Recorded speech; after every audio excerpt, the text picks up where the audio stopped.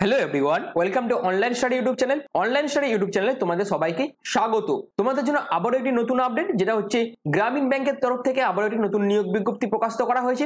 অর্থাৎ তোমাদের group C পোস্টের জন্য কিন্তু নিয়োগ বিজ্ঞপ্তি প্রকাশিত করা হয়েছে। এই পোস্টে আবেদনের ক্ষেত্রে তোমাদের ন্যূনতম যোগ্যতা হচ্ছে শুধুমাত্র ক্লাস 12 পাস। অর্থাৎ তোমরা যদি যে কোনো ডিসিপ্লিন থেকে শুধুমাত্র উচ্চ মাধ্যমিক পাস করে থাকো তাহলেই তোমরা আবেদন করতে পারবে। এখানে কিন্তু সিলেকশন প্রসেসের মধ্যে কোনো রকম রিটেন টেস্ট হবে না, অর্থাৎ কোনো রকম পরীক্ষা ছাড়াই তোমাদের সম্পূর্ণ ডকুমেন্ট ভেরিফিকেশনের মাধ্যমে কিন্তু নিয়োগ করা হবে। যেখানে তোমাদের প্রতি মাসে বেতন থাকছে 35,000 টাকার মতন। অল ওভার ইন্ডিয়ার প্রত্যেক মেল এবং প্রত্যেক ফিমেল ক্যান্ডিডেট যারা যারা আছে প্রত্যেকে কিন্তু এখানে আবেদন করতে পারবে।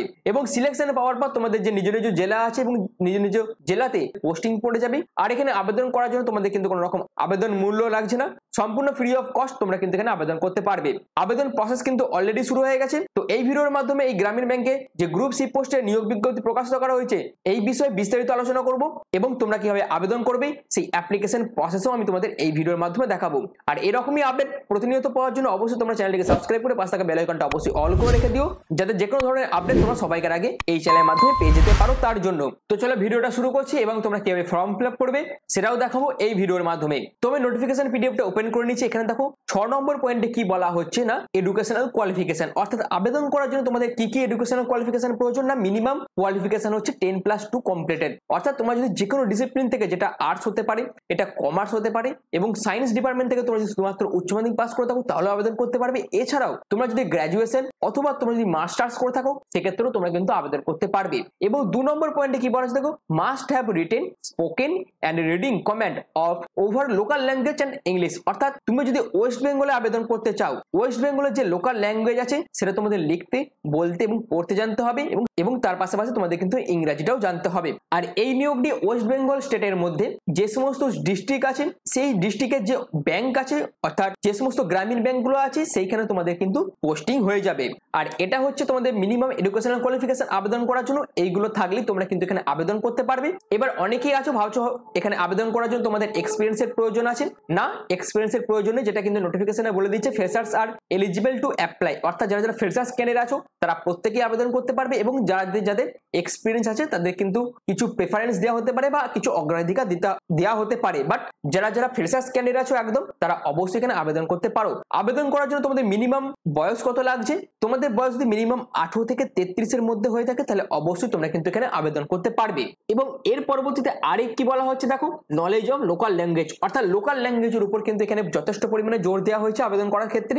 যেহেতু তোমাদের একদম প্রত্যন্ত গ্রামের মধ্যে যে সমস্ত ব্যাংকগুলো আছে সেই সমস্ত ব্যাংকে তোমাদের কাজ করতে হবে বলে লোকাল ল্যাঙ্গুয়েজ তোমাদের কিন্তু জানা অবশ্যই প্রয়োজন। তার জন্যই তুমি যেখানে আবেদন করবে সেখানকার লোকাল ল্যাঙ্গুয়েজ কিন্তু অবশ্যই তোমাদের জানতে হবে, তবেই তোমরা কিন্তু এখানে আবেদন করতে পারবে। আর আবেদন করার আগে অবশ্যই তোমাদের এই জিনিসগুলো কিন্তু মাথায় রাখতে হবে। এবং তোমরা যখন ফর্ম ফিল আপ করবে, আমি অলরেডি দেখিয়ে দেবো এটা পরে, সেই ফর্ম ফিল আপের টাইমও তুমি কিন্তু দেখতে পাবে যে তোমার যে লোকাল ল্যাঙ্গুয়েজ, অর্থাৎ তোমার স্টেট ওয়াইজ তোমার যে লোকাল ল্যাঙ্গুয়েজ সেটা কিন্তু তোমরা ওখান থেকে চয়েস করতে পারছো। এবং তোমরা যদি সেটা তখন চয়েস না করো সেক্ষেত্রে তোমাদের অ্যাপ্লিকেশন কিন্তু পরবর্তীকালে রিজেক্ট করে দেওয়া হবে। অবশ্যই তোমাদের কিন্তু এই লোকাল ল্যাঙ্গুয়েজের ব্যাপারটা কিন্তু মাথায় রাখতে হবে এবং আবেদন করার জন্য অবশ্যই তোমাদের এটা কিন্তু জানতেই হবে। এখানে তোমাদের কি টাইপের কাজ করতে হবে, অর্থাৎ তোমাদের কি জব প্রোফাইল থাকবে। জব প্রোফাইলের মধ্যে একটি হচ্ছে সিএসই, যেটা ক্লারিক্যাল টাইপের একটি জব, আর একটা হচ্ছে সিএসও, যেটা হচ্ছে পিও টাইপের জব, অর্থাৎ যেটাকে আমরা প্রবেশনারি অফিসার পোস্টও বলি। তাহলে তোমাদের কি কি পোস্টে নিয়োগ করা হবে না, ক্লার্ক এবং প্রবেশনারি অফিসার পোস্টে তোমাদের নিয়োগ করা হবে। এবার তুমি যদি সিএসই পোস্টে আবেদন করতে চাও, আরো একটি পোস্টে আবেদন করার ক্ষেত্রে তোমাদের যোগ্যতা লাগছে গ্র্যাজুয়েশন পাস। সেক্ষেত্রে তোমাদের যোগ্যতা লাগছে উচ্চ মাধ্যমিক পাস। এবং আর তোমার যদি গ্র্যাজুয়েশন যোগ্যতা থাকে এক্ষেত্রে তুমি কিন্তু ক্লার্ক এবং পিও দুটো পোস্টে আবেদন করতে পারবে, কিন্তু ক্লাস 12 যোগ্যতা থাকলে শুধুমাত্র তুমি একটি পোস্টে আবেদন করতে পারবে। এখানে তোমাদের কি কাজ করতে হবে না, কি বলা হচ্ছে দেখো, ensure timely collection of all customers allotted him. এবং এর পাশাপাশি তোমাদের ক্যাশ কালেক্ট করতে হবে এবং সেটা ডিপোজিট করা, কালেকশন করা সবকিছু কিন্তু তোমাকে করতে হবে। এবং এর পাশাপাশি বিভিন্ন ইনস্ট্রাকশন ফলো করা, অর্থাৎ হেড অফিস থেকে তোমাদের যে সমস্ত ইনস্ট্রাকশন গুলো দেবে সেগুলো তোমাদের ফলো করতে হবে। তো এই সমস্ত কাজগুলো কিন্তু তোমাদের করতে হবে ডেইলি বেসিসে। এবং এর পাশাপাশি আইডেন্টিফাই প্রপার কাস্টমারদের তোমাদের আইডেন্টিফাই করতে হবে এবং follow up with any pending collection from default customer. তারপর report on any overdue collection তোমাদের করতে হবে, যেটা বিএইচ বা সিএস এর উপর ডেইলি বেসিসে। তো এই সমস্ত কাজ কিন্তু তোমাদের করতে হবে, অর্থাৎ পুরো ব্যাংকিং রিলেটেড যে সমস্ত কাজগুলো থাকে সেগুলো তোমাদের করতে হবে। এবার চলো কিভাবে তোমরা ফর্ম ফিল আপ করবে সেটা আমি তোমাদের এবার দেখিয়ে দিচ্ছি। অর্থাৎ একদম পুরো ফর্ম ফিল আপটা আমি স্টেপ বাই স্টেপ তোমাদের দেখাবো, তার জন্য তোমরা পুরো ভিডিওটা প্রথম থেকে শেষ পর্যন্ত কন্টিনিউ দেখতে থাকো। কিন্তু একটা কথা বলে রাখি, এখানে আবেদন করার জন্য কিন্তু কোনো রকম আবেদন মূল্য লাগছে না, সম্পূর্ণ ফ্রি অফ কস্ট তোমরা কিন্তু এখানে আবেদন করতে পারবে। এবং তোমাদের যে সিলেকশনটা করা হচ্ছে সেটা কিন্তু সম্পূর্ণ ইন্টারভিউর মাধ্যমে সিলেকশন করা হচ্ছে, যেটা আমি অলরেডি ভিডিও শুরুতেই বলে দিয়েছি। অর্থাৎ এখানে কিন্তু কোনো রকম রিটেন এক্সাম কন্ডাক্ট করা হবে না, সম্পূর্ণ ইন্টারভিউর ভিত্তিতে তোমাদের কিন্তু সিলেকশন করা হবে। তো আবেদন করার জন্য আমি এদের মূল অফিসিয়াল ওয়েবসাইটে চলে এসেছি। আবেদন করার আগে তোমাদের কিছু কিছু জিনিস মাথায় রাখতে হবে। তোমরা যখন আবেদন করবে সঠিক তথ্য এবং সঠিক ইনফরমেশন দিয়ে তোমরা আবেদন করবে, কারণ যেহেতু এখানে কোনো রিটেন এক্সাম হবে না, তোমরা যেটা ফর্ম ফিল আপ করবে এবং তোমাদের ফর্মটি স্ক্রুটিনি করা হবে, স্ক্রুটিনি করার পর যারা যারা যোগ্য প্রার্থী তাদেরকে কিন্তু কল লেটার অর্থাৎ ইন্টারভিউর জন্য কিন্তু কল লেটার দেওয়া হবে।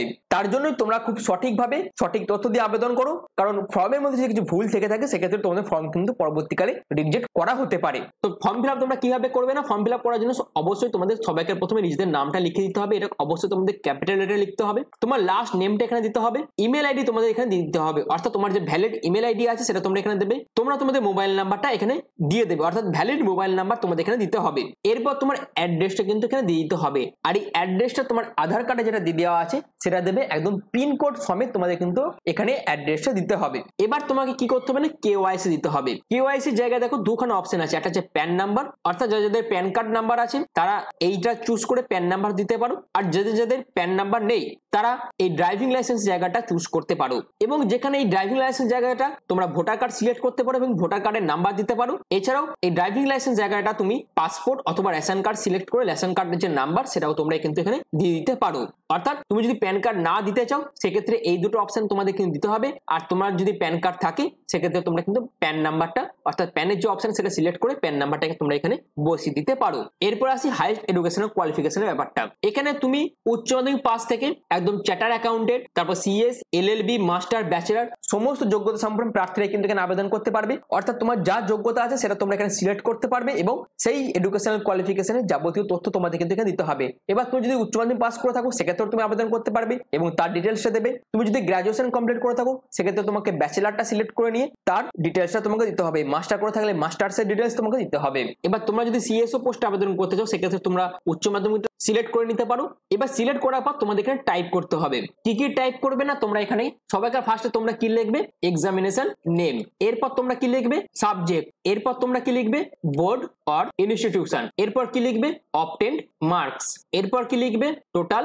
মার্কস, এবং এরপর তুমি কি লিখবে, পার্সেন্টেজ অফ মার্কস। এইভাবে তোমাদের লিখতে হবে প্রথমে। এরপর তোমাকে কি লিখতে হবে না, এক্সামিনেশন যে নেম আছে এই জায়গায় তুমি হায়ার সেকেন্ডারি লিখবে। তারপর তোমাকে সাবজেক্ট দিতে হবে, অর্থাৎ তোমার উচ্চ মাধ্যমিক কতগুলো সাবজেক্ট ছিল সেগুলো তোমাকে উল্লেখ করতে হবে, এবং এরপর তুমি কোন বোর্ড বা কোন ইনস্টিটিউশন থেকে পাস করেছিলে সেটা তোমাকে এখানে উল্লেখ করতে হবে, এবং তুমি কতর মধ্যে কত নাম্বার পেয়েছিলে সেটা তোমরা এখানে দেবে, এবং পার্সেন্টেজ অফ মার্কস তোমার কত ছিল সেটা তোমরা এখানে দিয়ে দেবে। এইভাবে তোমাদের কোয়ালিফিকেশন জায়গাটা কিন্তু ফিল আপ করতে হবে টাইপ করে করে। এবার আসি ল্যাঙ্গুয়েজের ব্যাপারটা। ল্যাঙ্গুয়েজে এখানে দেখো তুমি যে স্টেট থেকে আবেদন করবে সেখানকার কিন্তু লোকাল ল্যাঙ্গুয়েজ তোমরা এখানে দেখতে পাবে। অর্থাৎ তুমি যদি ওয়েস্ট বেঙ্গলে আবেদন করো সেক্ষেত্রে তোমরা দেখতে পাচ্ছ বেঙ্গলি আর বাংলা ল্যাঙ্গুয়েজ তোমরা দেখতে পাচ্ছ। যারা যারা আসাম থেকে ভিডিওগুলো দেখছো তারা আসামিজ এবং অসমিয়া সিলেক্ট করবে, ওয়েস্ট বেঙ্গল থেকে যারা দেখছো তারা বেঙ্গলি বা বাংলা সিলেক্ট করবে। অর্থাৎ ল্যাঙ্গুয়েজের অপশন তোমরা দেখতে পাচ্ছ।